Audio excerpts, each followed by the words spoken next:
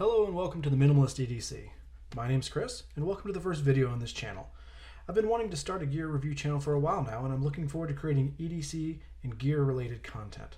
Minimalist carry is my aesthetic, but I love gear, tech, and plan to review and discuss all manner of gear, knives, watches, and tech. I'd appreciate it if you would subscribe, help me grow this community, and get notified when I upload new content.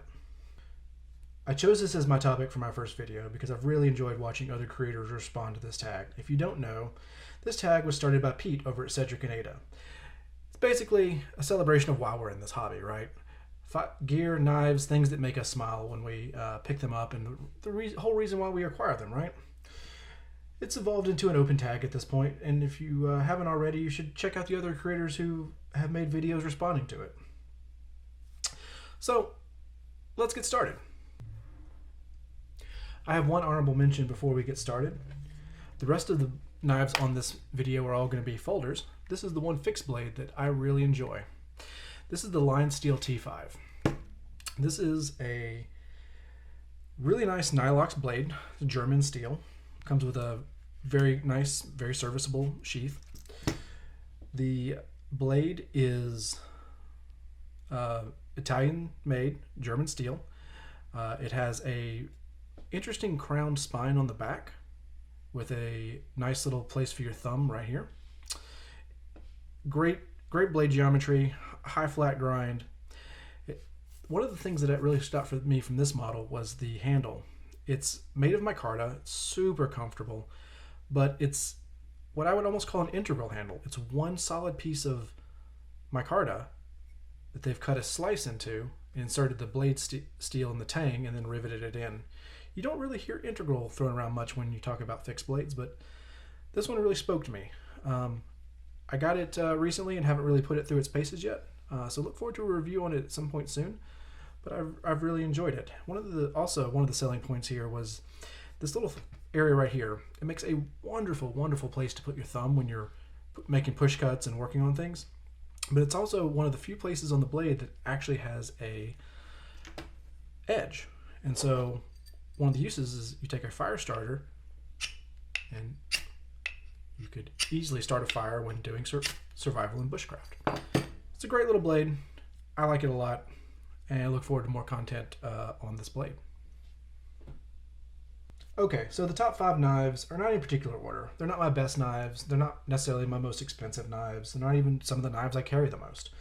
I picked these out because they tell a bit of a story about how I got into the knife hobby through the years and what has really kept me in it as far as aesthetics and functionality. So the first knife I want to talk about is the CVV Elementum. This one right here, this is what got me into the knife hobby currently. I spent a lot of time with a knife in my pocket, but it was either a gas station knife or something that I've had since grade school, like something I got in Boy Scouts, and never really gave a second thought to there might be something better out there. And a friend of mine showed me an Elementum, and I was like, "Oh, I have never really seen a flipper before. Never saw an action like this." And so this is about the time where the Elementals were really hard to get. You guys remember that? Where everyone wanted one. And so I waited for a little while and kept looking at Blade HQ and Knife Center, and finally this one with the rosewood handles, exactly what I wanted. Like, as you'll see through my collection as we go through videos, wood, micarta, natural materials, that kind of like modern classic aesthetic is what really fits me, and I just fell in love with these handles. And this thing is just a wonderful knife. It's got that beautiful hollow grind, very functional jimping. It looks good in the pocket. It looks good just sitting on the desk. I've got a lot of compliments on this knife as I pulled it out with friends, and people are like, "Where'd you get that? It looks great." It doesn't look like your traditional, Mall Ninja knife. But the CVV Elementum, I really like it, and it brought me back into the knife hobby essentially. The next one I want to talk about is the Benchmade Bug Out. Now, this one was the first knife that I got that was brand new. Most of the knives that when I got back into the hobby and was starting to collect again, I'd get on forums and on Reddit and find knives that people were selling on the secondary, which is a perfectly reasonable way to go about things, save a few bucks. But this one, I knew what I wanted, and I went down to the Bass Pro Shop, and they had a good deal on some bug outs, and picked it up. Now this comes with the blue Grivery handles when you get it from the store. Didn't really care for them. I understand that they're lightweight, and that's the whole thing about the bug out. It's lightweight. It's very easy to carry, but I just didn't care for the plasticky feel of them.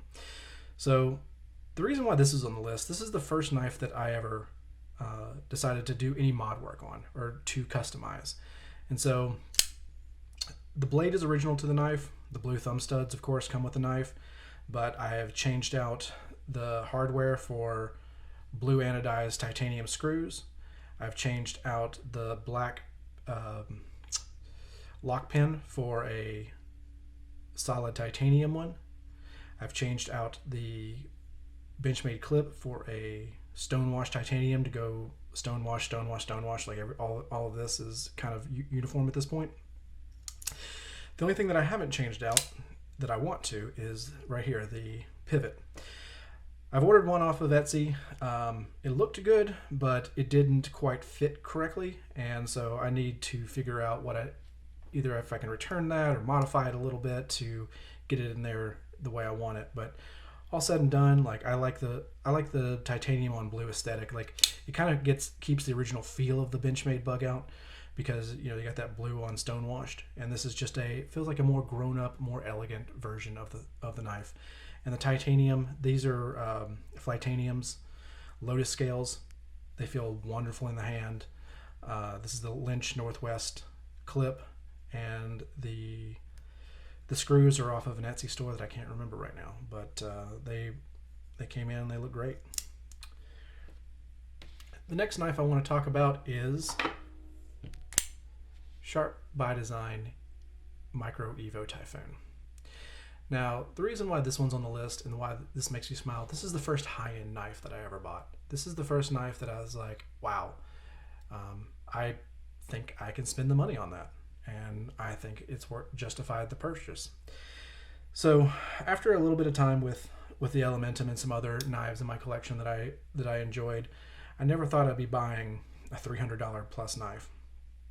And so I found this one on the Knife Swap Reddit, and I took the plunge. I heard a lot about it. I saw multiple creators talk about how wonderful this knife was and how great Brian Nadeau's QC is, and the fit and finish. And they're right. Like, this knife's a winner. I can't say a single bad thing about it. Like, it is just a killer knife. The detent is solid. The flipper tab launches the thing. Aesthetically, I like the micarta. I like the fuller. It gives it a little bit of flair.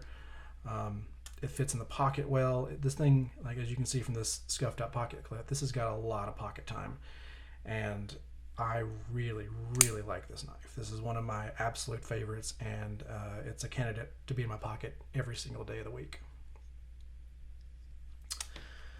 So that kind of tells the story of my journey into the knife hobby in modern times. I have some other knives that I've had for a very long time that were some of the first knives I ever got.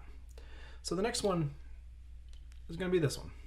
This is a Swiss Army knife from the probably mid-90s.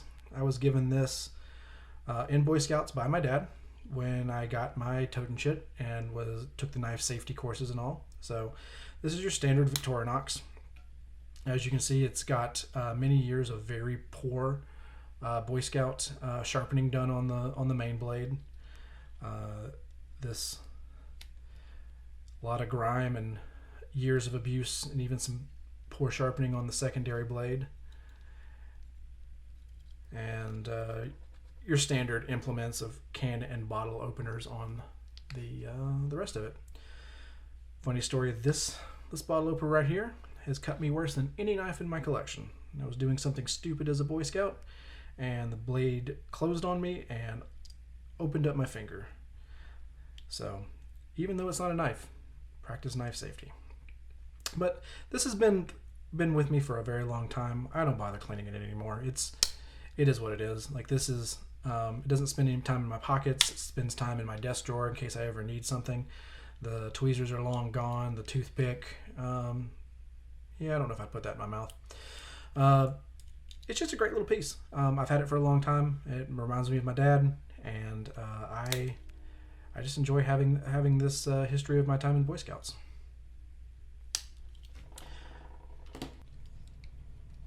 So what we have for the last knife is a bit of an interesting one. It's probably the first knife I ever remember owning. I most likely stole this from one of my parents when they came back from a convention, because it is a piece of promotional material. It's the first OTF I ever owned. Probably the only OTF I've ever owned. And it's this guy right here. This little piece of plastic, a little nail nick. Open it up and deploy the blade. So this type of knife is obviously junk. This is something that came home from one of my parents when they went to some sort of convention and came back with some promotional material, stickers and whatnot.